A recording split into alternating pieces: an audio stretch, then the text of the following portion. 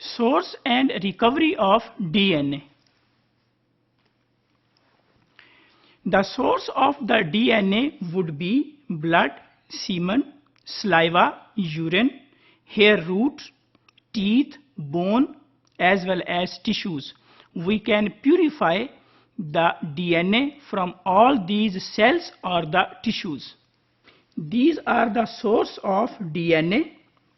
That can be blood, that can be the teeth, that can be the sperms, that can be the hair roots, certain things by which we drink or eat, the bone and the tissues. So these are all source of DNA.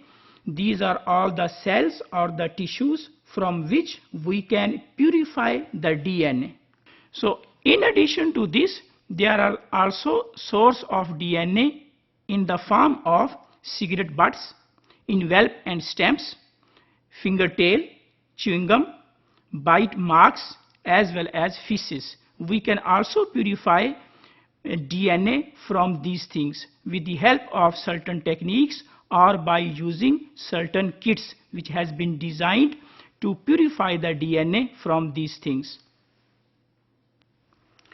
The main source of DNA is the blood. That can be the human blood or blood of the animals. So that is the best thing from which we can easily purify the DNA. So the blood consists of three kinds of the cells. They are red blood cells, white blood cells, and platelets. Red blood cells.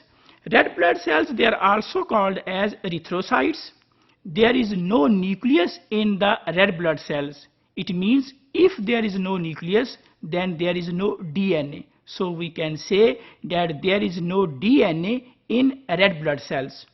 So they are not useful for the DNA section or for the purification of the DNA. While on the other hand, white blood cells, they are also called as leukocytes. White blood cells, they have nucleus. Nucleus is present within the white blood cells. If there is a nucleus, it means there are chromosomes or DNA. DNA is present within the white blood cells. So we can purify DNA from the white blood cells. These are the blood cells. Blood cells are of three types: red blood cells, platelets, and white blood cells.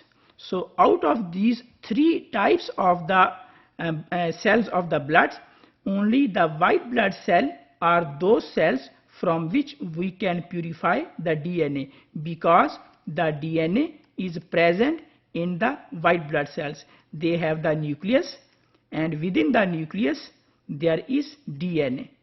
So nucleus is present in the white blood cells. If we see that how much amount of DNA is present within the cells, so in a diploid cell that has 2n chromosome numbers that contain approximately 6 picogram of the DNA. So a diploid cell has 6 picogram DNA. While on the other hand, a sperm, which is haploid, that contains approximately 3 picogram of the DNA.